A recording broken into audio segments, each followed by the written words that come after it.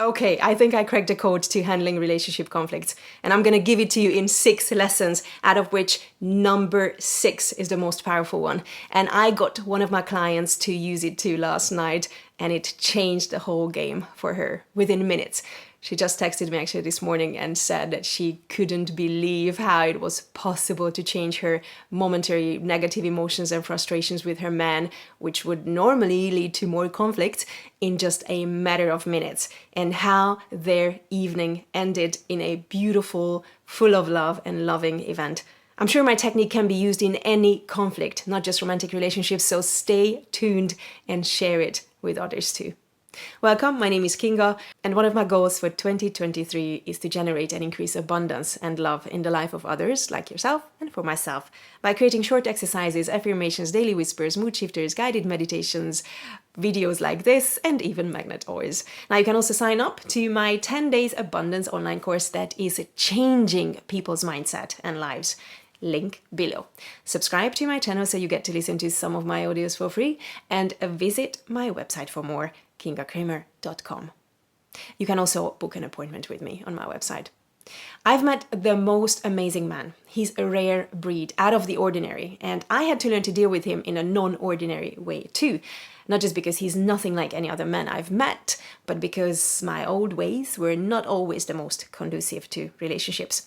But I didn't get to see that back then because the previous guys would not have enough respect for themselves either, and they would be okay being treated in ways that were not always the most respectful of me. Or they just wanted to avoid difficult conversations, or I don't know, to be honest. I think in most of my relationships, I was the more dominant one, which is also not ideal, but it was more comfortable for me. And everything was the way I wanted, so yeah, it was very comfy. And now looking back, I can see the unhealthy dynamics even in my marriage, which looked pretty harmonious back then. But in reality, my ex-husband just did everything, I think, to avoid conflict. So everything was the way I wanted, and I didn't even see the areas where I should have changed and grown, because it was never pointed out to me. I was never uncomfortable, and there were no challenges or difficulties. And then I met my true match, a real alpha male, and with him I have no other option than to face difficult situations, become a better version of myself, and well, act more like a woman and not try to be the leader. So I'm looking for tools constantly to support me on the way, tools to help me grow and respond in different ways than what would be automatic for me. Tools that support not just my growth, but the growth of the relationship too. And I am about to share some of these tools with you that helped me deal with conflicts in the most loving and constructive way. Our relationship had many challenges in the beginning. Most of them were due to cultural differences. Sometimes what he said or how he said would be rude in my translation, and vice versa. But we soon understood that none of us were or intended to be rude or disrespectful. We have learned, and are still learning, to be more mindful of our words and actions, while having the knowledge that the other comes from a loving place. So no matter how something feels or looks at first, we have to operate from that understanding and not respond in a defensive or attacking way. At times, we were able to bring out the worst in each other, which you can only do with someone who you really trust and feel safe with. You don't just show your worst to anyone. And you learn that those moments are the perfect moments to heal your unhealed trauma. If you can trigger the shit out of the other, but at the same time offer that safe space to act out of hurt and pain, bring the deepest, darkest, ugliest side of you to the surface without that being judged, then you have a great chance to be able to heal in that relationship. If you know that you both have made the commitment to stay, to not walk away, no matter how hard shit hits the fan, you will always feel safe and not have to worry about being left or abandoned, even when the ugliest of you come out. And I'm not talking about insulting, name-calling the other, or being abusive, because those are never okay. So in the beginning, before we made that solid commitment, we both felt tempted to act out of frustration and our old ways in conflict, thinking that, fuck this shit, I'm out of here. Then we learned to deal with our own frustration at the moment and see the other person's pain and feel compassion for them. I learned a lot in just weeks, and I started analyzing our conflicts. And I think most of the time, conflicts emerge from one of us or both parties responding in a situation out of pain, hurt, basically trauma. And these traumatic responses are triggered by how we perceive what the other said or did, which is not necessarily what their true intentions were. So, first of all, we have to learn to not take everything personally. Nothing other people do is because of you. It is because of themselves. Everyone lives in their own head. You can't even comprehend what their thoughts are, what they've been through, how they see the world. We all live in our own little universe, and we perceive things through our own lenses or filters, often clouded by childhood trauma, past experiences.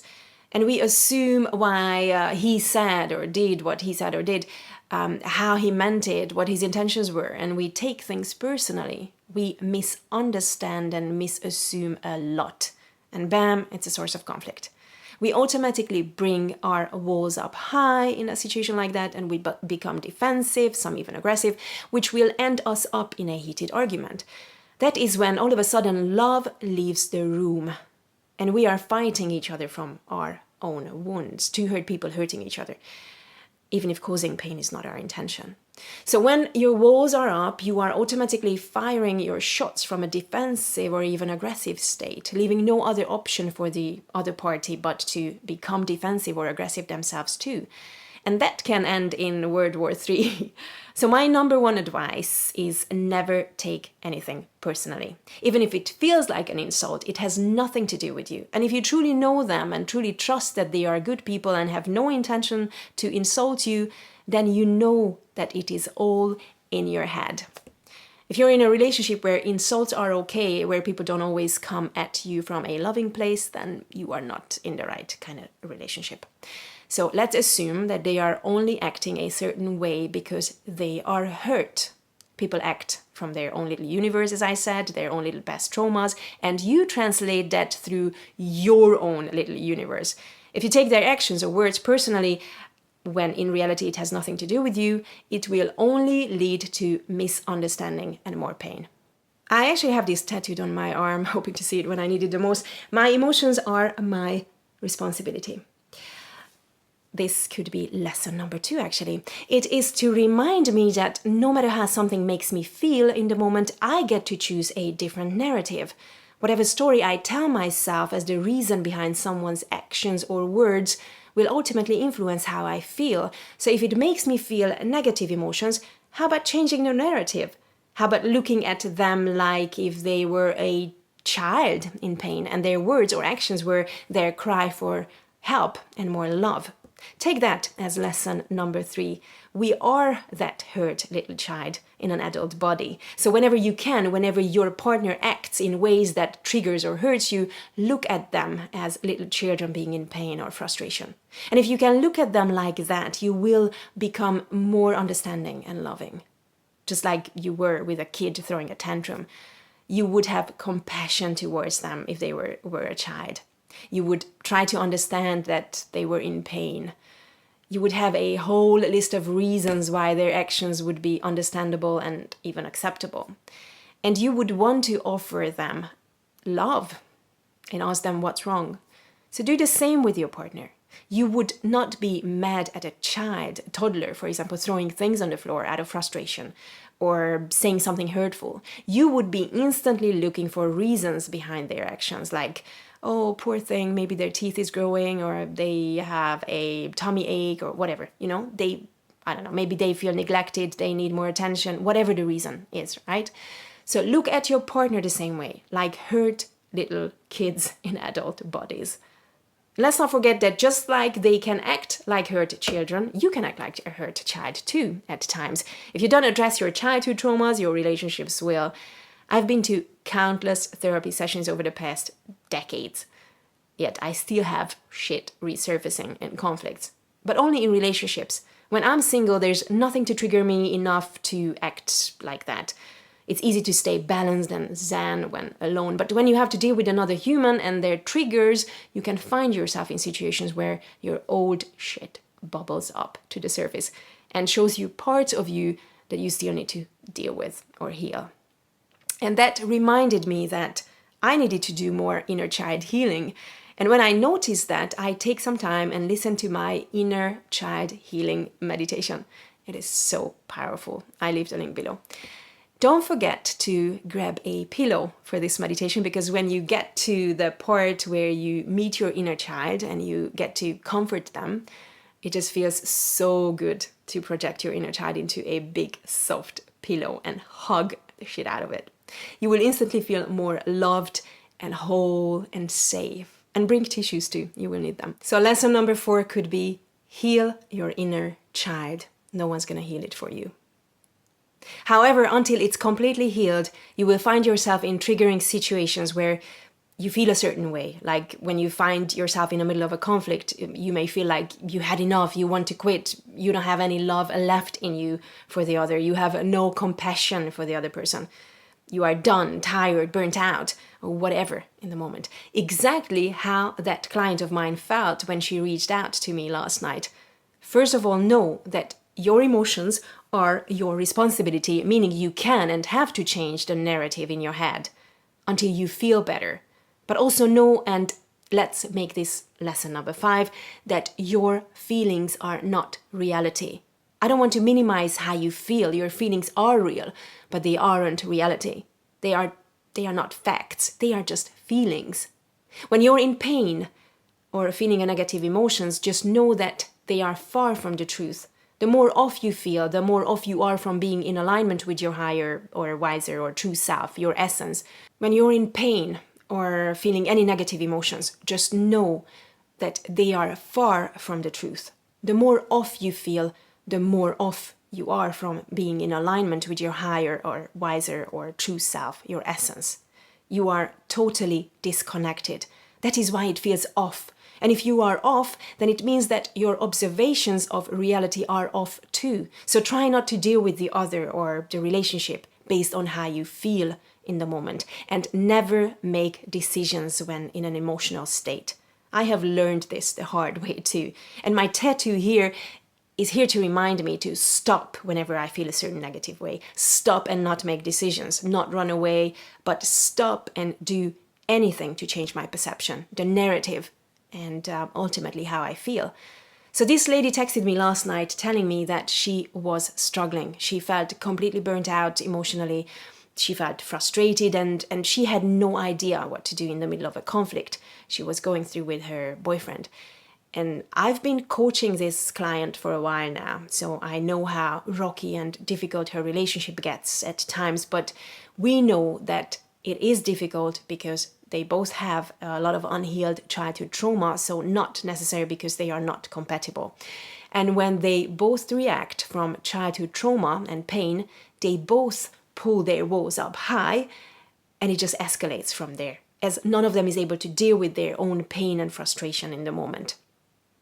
I've been there myself too, but my boyfriend and I are actively, daily working on ourselves and at handling conflict and difficult situations, so we have come a long way. And I have recently come to the conclusion that I have to care about his feelings in the moment more than about my own pain. I have to be able to put my feelings to the side, first of all because my feelings are not reality, second of all because if I only focus on my pain, we're not going to be able to deal with each other with love, and we know where that leads us. And third, I realize that in the moment of my pain and frustration, I probably need love myself. My inner child is in need of more attention and love. But in the moment, I'm unable to give that to myself, clearly, because if I was able to, I would have already done it and I wouldn't feel this way right now. And I tell you a secret. The other is in need of the exact same thing. So how about I try to cater for his needs first, fill up his tank first, because once he's feeling whole and he feels loved, he can fill up my tank too. So I'm basically giving myself what I need through him, while making him feel better and eventually making both of us feel better. Mind you, you can only do this with a partner who truly cares about you, someone who would not leave you suffering and not take advantage of your love and kindness. So my lesson number 6 would be, give them what you need in the moment. Care about how they feel more than you care about how you feel, and watch the miracle that will happen. I tell you what this did in my relationship and how it helped my client. So my boyfriend called me from work the other day because I think he needed to vent about something frustrating that he was going through. And I didn't just want to listen, I also wanted to cheer him up. So I told him about something funny that happened to me that day, but I think he was still in his frustration and he didn't react to my story the way I wanted or expected him to. So I instantly felt like I wasn't listened to, not heard, and that brought up my walls. And I became a little bit frustrated myself too, and I was ready to be defensive. But as soon as I realized that, I asked myself, how can I choose love in this situation? And I felt my walls coming down and I felt my frustration subsiding, and I kept listening to him venting and giving him the support he needed, putting my own frustration to the side, disarming it with a simple question of, how can I choose love? And we ended the conversation with him already feeling better, him feeling better, and then thanking me for listening and telling me what I meant to him. That's when he started filling up my tank. So by making him feel better, he was able to make me feel better. And instead of me reacting in a defensive way out of my own frustration, to which he would have acted defensive or even aggressive, instead of letting it all escalate, I was able to put his feelings first, fill up his tank, and that filled up mine, because he was instantly in a better mood, which made him keep texting me things even hours later that did make me feel heard and seen and appreciated. So when my client texted me last night expressing her frustration and asking for help, I told her, change your focus. Stop focusing on yourself. Focusing on your own pain will create more pain. Focus on him and his needs and choose love. Ask yourself, how can I choose love in this situation? She said, I feel no love for him right now. He's impossible to talk to or to deal with. And I reminded her, this is how you feel right now, but that is not reality. Let's change the narrative. What if you look at him as a child in frustration, throwing a tantrum as a cry for help, or simply more love and attention? You know you're stronger than this. You have already given birth and raised a beautiful woman. So a little boy in pain throwing a tantrum will not be a challenge for you. Act like the mother you are. How would you approach him if you knew he was a boy in pain? You would be understanding and loving, wouldn't you? She instantly felt better by changing her point of view. She said he already locked himself up in the bathroom by then, probably sulking or refusing to connect with her. And I told her, slide a kind note under the door saying, I love you. You may not feel like you have any love left in you right now, but just know that you do. You always have love in you. We might feel like we can't reach it in a moment, but it's always there. It's part of us. So she wrote the note, she slid it under the door, and she said that he softened instantly. I'm sure it shocked his system because he was probably already expecting her to go off on him. But I think that's all he needed to hear, that he was loved. And then I told her, now go and give him all the love he needs. Give him the love you need. And minutes later, she texted me how it worked like magic and how both of them felt centered and at peace again. So easy, right? Will you give this a try next time you find yourself in a conflict with your partner? Yes or no? Let me know in the comment section. And I also would love to know which lesson is your favorite from the 6 lessons that I listed. Number 1, never take anything personally. My emotions are my responsibility. We are children in adult bodies. Heal your inner child. Your feelings are not reality. And number 6, give them what you need in the moment. It's important to note that understanding and applying these principles when you are in a state of balance and love and inner peace can be relatively easy. However, when it comes to applying them in the midst of a conflict, it can be really challenging. In those moments, it's crucial to be gentle with yourself. If you find that you have failed and didn't respond as you would have liked, it's okay. Give yourself permission to acknowledge those moments of imperfection. And instead of dwelling on your perceived failures, take some time to reflect. Imagine the same scenario, but this time envision yourself responding in the way you believe is ideal and constructive. Because your brain doesn't know the difference between remembering past events and imagining future scenarios. It processes both as reality. So by engaging in this mental rehearsal, you are essentially creating new neural pathways in your brain, which is similar to acquiring a new skill.